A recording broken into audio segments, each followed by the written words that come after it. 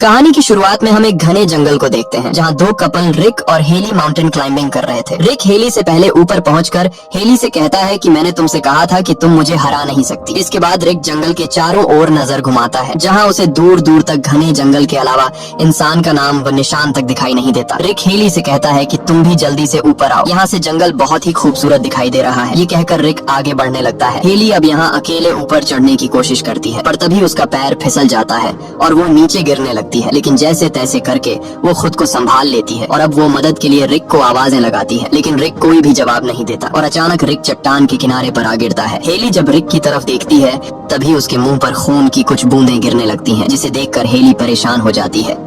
अब वो इस हालात को समझने की कोशिश कर ही रही होती है कि तभी कोई रिक को उठाकर नीचे फेंक देता है और यह देखकर हेली के गले में सांसें अटक जाती हैं। अब हेली जैसे तैसे करके खुद को छुड़ाकर नीचे उतरने की कोशिश करती है पर तभी रस्सी से हेली को कोई ऊपर खींचने लगता है। डर के मारे हेली खुद को बचाने के लिए रस्सी काट देती है जिससे वो सीधा नीचे रिक की बॉडी के पास गिर जाती है। रिक को मरा हुआ देखकर हेली जोर जोर से रोने लगती है। अब वो इस हादसे से अच्छी तरह संभल नहीं पाई थी कि तभी वो देखती है कि ऊपर झाड़ियों से कोई तेजी से उसकी तरफ आ रहा है, जिसे देखकर हेली अपनी जान बचाने के लिए तेजी से अपनी कार की तरफ दौड़ती है, लेकिन भागते भागते उसका पांव एक कांटेदार तार में फंस जाता है जिससे वह नीचे गिर जाती है और तभी हम देखते हैं कि कोई हेली को घसीट कर ले जाता है। अब यहाँ हमें यह पता चलता है कि वेस्ट वर्जीनिया के इस एरिया में बहुत से लोग गायब हो रहे हैं और लोगों का मानना है कि इस जंगल में काफी अजीब से दिखने वाले लोग रहते हैं जो इंसानी मांस खाते हैं और जो कोई भी इस जंगल में आता है वो अजीब से दिखने वाले लोग उसे मार देते हैं। अब अगले सीन में हम सड़क पर एक कार को देखते हैं जिसमें क्रिस नाम का एक आदमी बैठा होता है। क्रिस आज इंटरव्यू के लिए जा रहा था,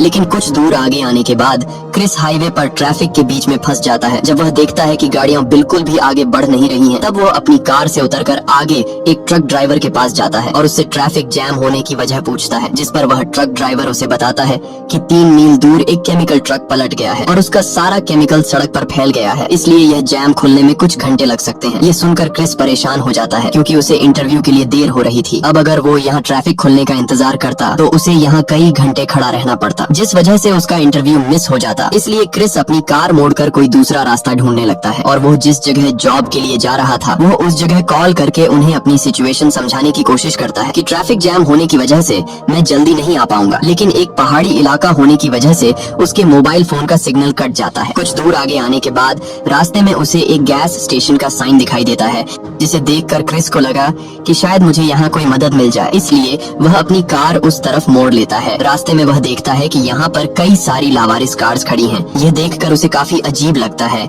लेकिन फिर वह इस बारे में ज्यादा न सोचते हुए उस गैस स्टेशन पर पहुंच जाता है जहां उसे एक बूढ़ा आदमी दिखता है। वो बूढ़ा आदमी काफी बुरी हालत में था। क्रिस उस बूढ़े आदमी से फोन के बारे में पूछता है तो वो बूढ़ा आदमी इशारा करके फोन बता देता है, जिसके बाद क्रिस जल्दी से फोन के पास आकर कंपनी को कॉल करने की कोशिश करता है पर तभी क्रिस को पता चलता है कि फोन खराब है। यह देखकर क्रिस और भी ज्यादा परेशान हो जाता है और तभी उसकी नजर वहाँ लगे एक मैप पर पड़ती है जहाँ उसे शहर जाने के लिए एक कच्चा रास्ता दिखाई देता है जो आगे जाकर हाईवे से मिलती थी, जिसके बाद क्रिस अपनी कार में बैठकर उस सड़क पर निकल पड़ता है। अब कुछ देर चलने के बाद उसके सामने 2 रास्ते आते हैं। क्रिस को कुछ समझ नहीं आ रहा होता कि मुझे कौन सा रास्ता चुनना चाहिए, इसलिए वह कुछ देर तक सोचता है और फिर वह जंगल के बीच में से गुजरने वाले रास्ते को चुनता है क्योंकि उसे लगा कि यह रास्ता शॉर्टकट है जिससे वह जल्द ही शहर पहुँच जाएगा। लेकिन उसे पता नहीं था कि वो इस रास्ते को चुनकर अपनी लाइफ की सबसे बड़ी गलती करने जा रहा है। आगे जाते ही उसे रास्ते पर एक मरा हुआ हिरण दिखाई देता है, जिसे देखने के चक्कर में उसका रोड पर से ध्यान हट जाता है और सामने एक कार से उसका एक्सीडेंट हो जाता है। लकीली इस एक्सीडेंट में क्रिस को ज्यादा चोट नहीं आती और जिस कार से क्रिस टकराया था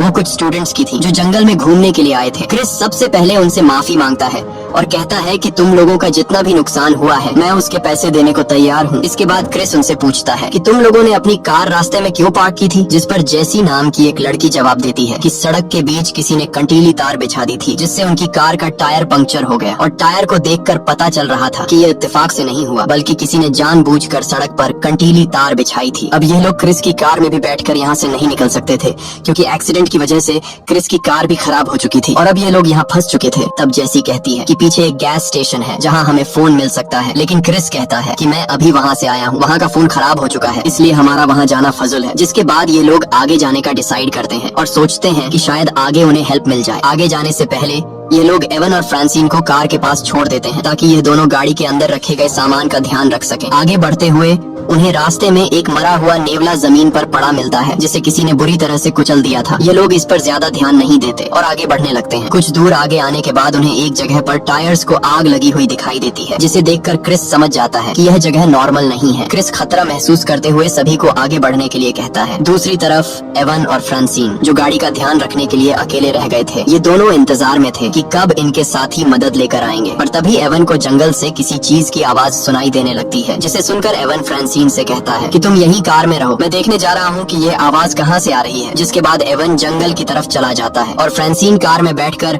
एवन का इंतजार करने लगती है। लेकिन इंतजार करते करते काफी देर हो जाती है और एवन वापस लौटकर नहीं आता, इसलिए फ्रांसीन एवन को ढूंढने जंगल में चली जाती है। आगे बढ़ते हुए उसे एवन का जूता मिलता है। ये देखकर फ्रांसीन को कुछ समझ नहीं आता कि एवन ने अपना एक जूता यहाँ क्यों छोड़ा है। और कुछ दूर आगे जाने के बाद उसे जमीन पर एक कटा हुआ इंसान का कान दिखता है और उस कान में रिंग्स देखकर फ्रांसीन समझ जाती है कि यह एवन का कान है। ये देखकर फ्रांसीन बहुत ज्यादा घबरा जाती है और वो समझ जाती है कि यह जगह खतरे से खाली नहीं है। अब इससे पहले कि फ्रांसीन वहाँ से भाग पाती, तभी पीछे से एक आदमी उसे पकड़कर मार डालता है। दूसरी तरफ वो लोग आगे बढ़ते हुए सड़क के एंड तक पहुँच जाते हैं, जहाँ से आगे कोई रास्ता नहीं था, इसलिए वो लोग जंगल के अंदर जाने लगते हैं। कुछ दूर आगे आने के बाद उन्हें सामने एक घर दिखाई देता है, जिसे देखकर ये लोग काफी खुश हो जाते हैं, क्योंकि उन्हें लग रहा था कि शायद यहाँ हमें हेल्प मिल जाए। अब ये लोग जब इस घर के करीब पहुँचते हैं तो वहाँ उन्हें आसपास बहुत सारी कार्स दिखाई देती हैं, जिसे देखकर उन्हें काफी अजीब लगता है। अब यहाँ क्रिस इस घर का दरवाजा नॉक करता है, लेकिन अंदर से कोई जवाब नहीं आता, इसलिए अब ये लोग खुद ही अंदर चले जाते हैं। अंदर जाकर ये लोग देखते हैं कि यह घर बहुत ही बुरी हालत में है। इसे देखकर ऐसा लग रहा था कि इस घर की कई महीनों से सफाई नहीं हुई है। खाने का टेबल बहुत ही गंदी हालत में था। अब यहाँ ये लोग फोन या रेडियो ढूंढने के लिए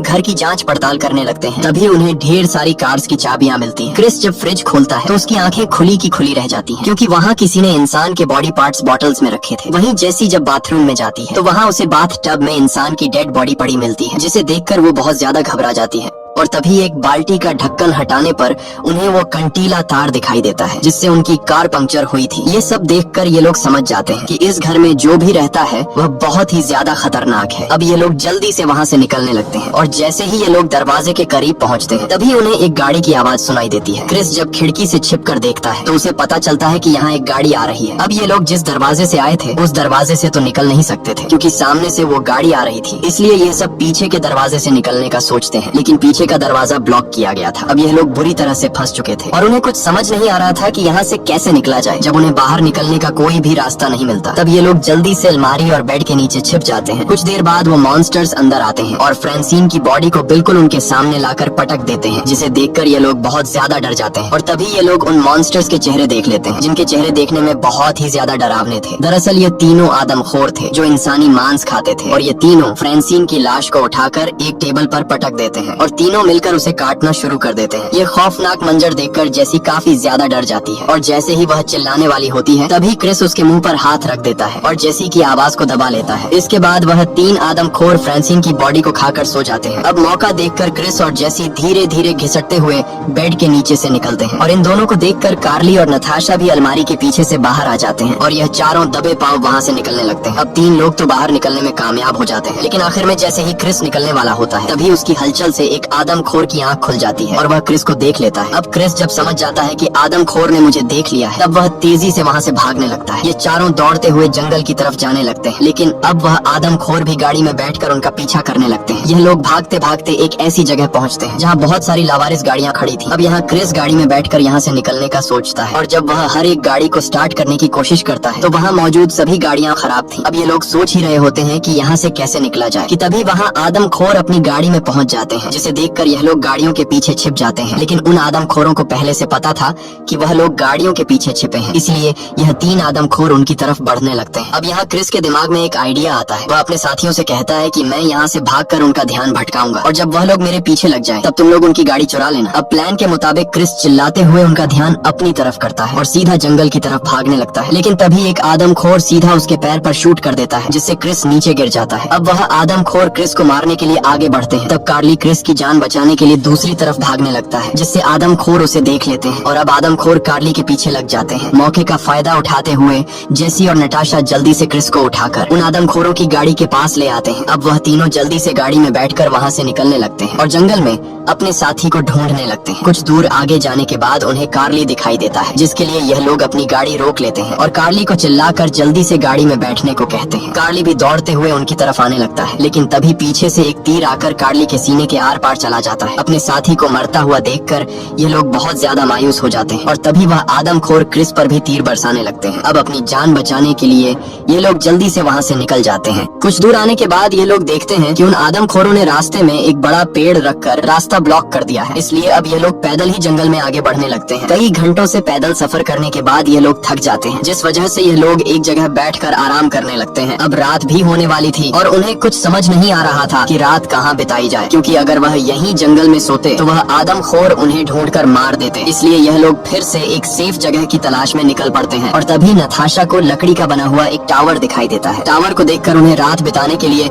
एक सेफ जगह मिल जाती है। इसके बाद यह लोग उस पर चढ़ जाते हैं। ऊपर टावर से जब वह देखते हैं तो उन्हें चारों तरफ दूर दूर तक जंगल दिखाई देता है। टावर की जांच पड़ताल करने पर इन्हें एक फ्रस्ट्रेटेड किट मिल जाती है, जिससे नताशा क्रिस के पैर में पट्टी कर देती है। वहीं उन्हें एक रेडियो भी मिलता है, जिससे ऑन करके यह लोग बाहर की दुनिया से कांटेक्ट करने की कोशिश करते हैं, पर उन्हें कोई भी जवाब नहीं मिलता। इस बीच क्रिस देखता है कि वह तीन आदमखोर उन्हें ढूंढते हुए टावर के पास पहुंच गए हैं। उन्हें देखकर यह लोग चुपचाप बैठ जाते हैं और उनके जाने का इंतजार करते हैं, पर तभी कोई रेडियो पर उन्हें जवाब देता है, जिसकी आवाज नीचे मौजूद तीन आदमखोर सुन लेते हैं और वह समझ जाते हैं कि यह लोग ऊपर टावर में छिपे हैं। जिसके बाद आदमखोर ऊपर टावर पर चढ़ने लगते हैं। अब अपनी जान बचाने के लिए क्रिस टावर में अंदर आने का रास्ता ब्लॉक कर देता है। अब कुछ देर तक शांति हो जाती है और उन्हें लगने लगता है कि शायद आदमखोर यहाँ से चले गए, पर तभी इनके टावर में धुआं होने लगता है, जिससे उन्हें पता चलता है कि उन आदमखोरों ने टावर को आग लगा दी है। अब यह लोग बुरी तरह से फंस चुके थे और उन्हें अपनी मौत दिखाई देने लगती है। क्रिस कहता है कि अगर हम यहाँ रहे तो आग में जलकर मारे जाएंगे, इसलिए क्यों न सामने के पेड़ पर कूदकर अपनी जान बचाने की कोशिश की जाए। अब यहाँ क्रिस सबसे पहले टावर से सामने के पेड़ पर कूद जाता है और पेड़ की एक टहनी को पकड़कर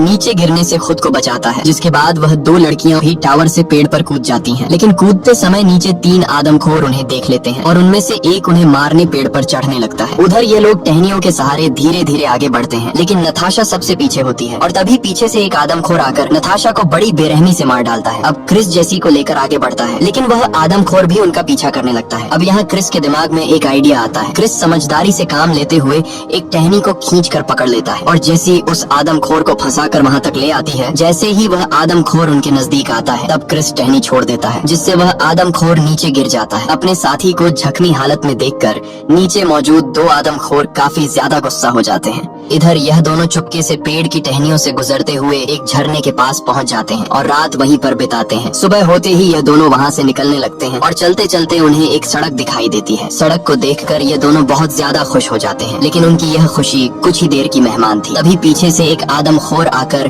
क्रिस पर हमला कर देता है, जिससे क्रिस ढलान से नीचे लुढ़कने लगता है और वह आदमखोर जेसी को पकड़कर अपने साथ ले जाता है। तभी क्रिस को रोड पर पुलिस की कार दिखाई देती है, जिसे देखकर क्रिस जल्दी से पुलिस की गाड़ी के सामने पहुंचता है। दरअसल रात को जब रेडियो से उन्होंने मदद मांगी थी, तब उस पुलिस वाले ने उनकी मदद का सिग्नल सुन लिया था, इसलिए वह उन्हें बचाने के लिए आया था। अब इससे पहले कि क्रिस उस पुलिस वाले को सब कुछ बता पाता, तभी पीछे से एक तीर आकर पुलिस की आंख फोड़ देता है। ये देखकर क्रिस बहुत ज्यादा घबरा जाता है और वह जल्दी से उसी पुलिस की गाड़ी में बैठकर वहां से निकलने लगता है, लेकिन कार की चाबी पुलिस के पास थी। अब क्रिस उस पुलिस वाले की जेब से चाबी निकाल नहीं सकता था, क्योंकि वह आदमखोर क्रिस के काफी करीब आ चुका था। इसलिए क्रिस खुद को बचाते हुए झाड़ियों के पीछे छिप जाता है और तभी वह आदमखोर पुलिस की लाश को उठाकर गाड़ी में डाल देता है और जैसे ही वह गाड़ी को स्टार्ट कर वहां से जाने वाला होता है, तभी क्रिस जल्दी से उसकी कार के नीचे आकर कार को कसकर पकड़ लेता है, जिसके बाद आदमखोर कार को अपने घर की तरफ ले जाने लगता है। वहीं उन्होंने जेसी को घर पर बांध रखा था और अब यह लोग जेसी को जिंदा पकाने वाले थे। तभी बाहर वह दूसरा आदमखोर भी आ जाता है, जिसके गाड़ी के नीचे क्रिस छिपा हुआ था। वह आदमखोर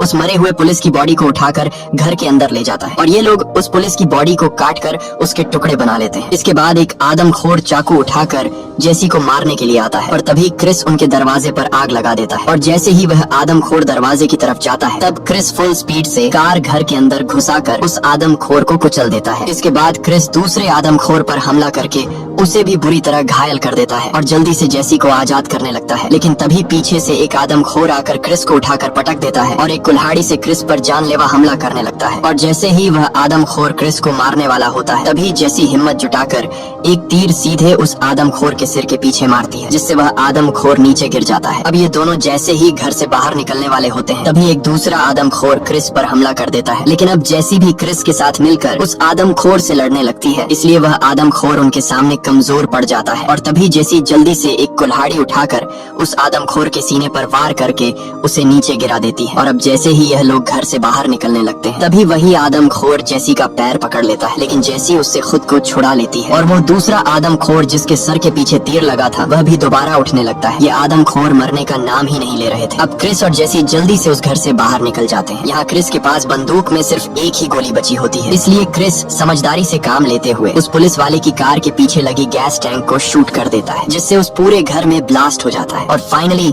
उस घर में मौजूद आदमखोर आग में जलकर मारे जाते हैं। इसके बाद क्रिस और जेसी उन्हीं आदमखोरों की गाड़ी में बैठकर वहां से निकल जाते हैं और सीधे उस गैस स्टेशन पर पहुंचते हैं, जहां क्रिस सामने लगे मैप को फाड़ देता है। क्रिस ऐसा इसलिए करता है क्योंकि वह नहीं चाहता था कि इस मैप को फॉलो करते हुए जो कुछ उसके साथ हुआ वह किसी और के साथ ना हो और कोई भी दोबारा इस रास्ते पर ना जा सके। इसी के साथ ये कहानी खत्म हो जाती है। अगर आपको ये वीडियो अच्छी लगी हो तो हमारे चैनल को सब्सक्राइब और वीडियो को लाइक जरूर कीजिए। और अगर आपको इस मूवी का सेकंड पार्ट देखना है तो कमेंट में पार्ट 2 लिखें।